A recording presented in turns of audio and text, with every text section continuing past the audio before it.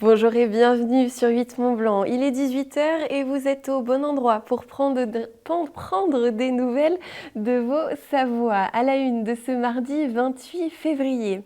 Opération séduction pour les notaires de Savoie. Ils ont organisé un job dating ce mardi matin à Pringy. Ils ont présenté leurs différents corps de métier avec un objectif, séduire de nouveaux candidats.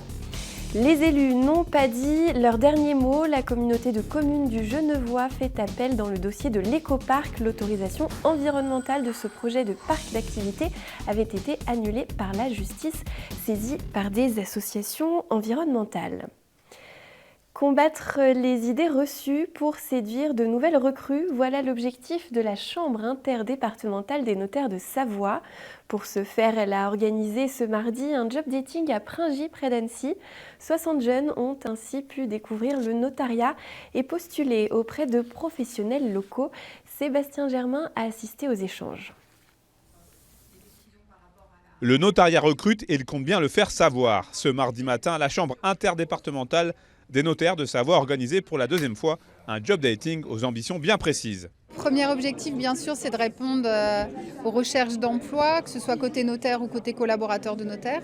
Et le deuxième objectif, c'est de faire connaître tous les métiers au sein des études qui sont très variés, contrairement à ce qui peut être imaginé. Rendre la profession plus accessible, de ne pas être dans les termes que techniques et puis de lui donner aussi un côté plus moderne. Ils étaient donc environ une soixantaine de jeunes à s'être inscrits ce mardi pour en apprendre encore un peu plus sur le notariat au sens général. Je cherche une alternance à partir de septembre, donc une alternance en DSN, c'est le diplôme supérieur du notariat, donc c'est une alternance qui se fait en 2 ans. Donc là actuellement je suis à Lyon, mais j'aimerais déménager entre guillemets à Annecy, donc trouver à la fois une étude notariale qui m'accepte en alternance et trouver du coup une place à l'école qui se situe à Pringy dès septembre 2023. Ça m'a encore plus motivé, là, ça me donne encore plus envie d'y aller, d'apprendre, franchement de connaître plus de connaissances.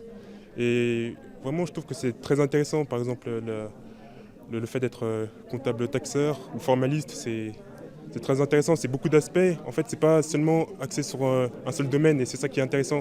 En plus d'une dizaine de notaires des Savoies présents sur place, l'Institut national des formations notariales avait également un stand pour venir à la rencontre de potentiels futurs étudiants. Fort de 16 sites en France et 5000 élèves, l'INFN est plus que serein pour la suite. C'est une filière qui est très attractive. On est presque au plein emploi. Du coup, c'est quelque chose qui est très important pour nous. C'est-à-dire que nos étudiants, on est presque assurés qu'ils vont avoir une insertion professionnelle quasi immédiate ou dans les quelques mois qui suivent l'obtention de leur diplôme.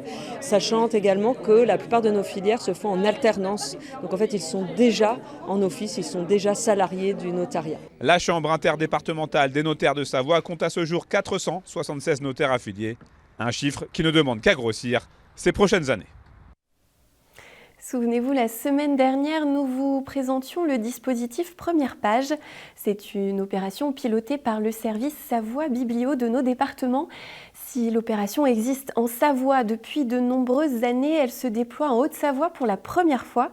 Chaque petit Haut-Savoyard né ou adopté en 2022 va donc recevoir un livre, un cadeau qui vise à développer l'accès pour tous à la littérature. Nous écoutons les précisions de la vice-présidente du Conseil départemental délégué à la culture au micro de Lucas Ruche. C'est les enfants qui sont nés en 2022 qui vont recevoir à partir dans quelques semaines ce nouvel album, Une toute petite goutte de pluie. Donc tous les enfants qui sont nés en 2022 ou adoptés.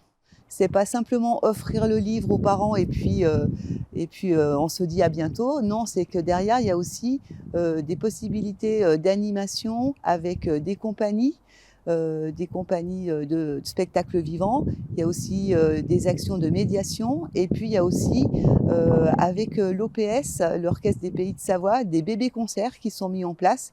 Tout ça autour de l'histoire de cet album.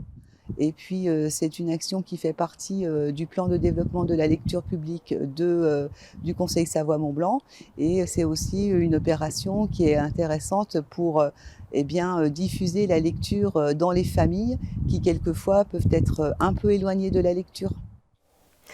Il dévoilera son nouveau palmarès le 6 mars. Le guide Michelin a déjà fait quelques révélations ce mardi.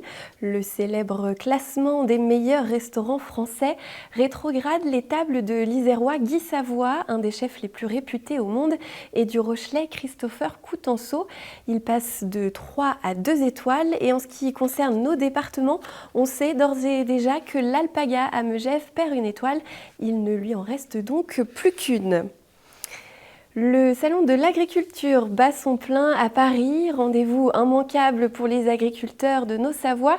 Il récompense les produits du terroir français. Et Cocorico, le Beaufort, a glané 2 médailles ce mardi dans le cadre du concours général agricole. Parmi un grand nombre de fromages présentés dans la catégorie produits laitiers, le Beaufort de la coopérative laitière de la vallée des Arves remporte la médaille d'or. L'argent revient au Beaufort de la coopérative de la Haute-Maurienne vanoise. Et ce mercredi 1er mars, ce sera la journée des Savoies au parc des expositions Porte de Versailles. Emmanuel Jaude sera sur place. Reportage à retrouver dans notre édition ce mercredi. Retour en Haute-Savoie, les élus du Genevois contre-attaquent dans le projet d'Écoparc. Il y a 2 mois, le tribunal administratif de Grenoble avait annulé l'autorisation environnementale délivrée pour les travaux. La communauté de communes du Genevois, à travers son maître d'ouvrage, a donc décidé de faire appel de cette décision.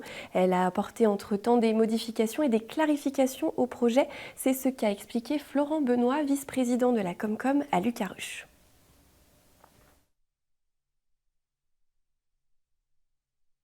Le tribunal a décidé, en tout cas a fait état qu'un certain nombre de choses devaient être complétées. C'est ce qu'on fera si le dossier avance. En tout cas, en l'état, on fait appel de la décision, jugeant qu'elle pourrait être jurisprudentielle, et qu'à ce titre, à la fois pour nous, mais également plus largement, il est important d'acter le fait que cette décision ne nous convient pas en l'état et qu'il faut réaffirmer une volonté du territoire, mais plus largement, de faire un projet sur les terrains qui sont ceux de l'Écoparc.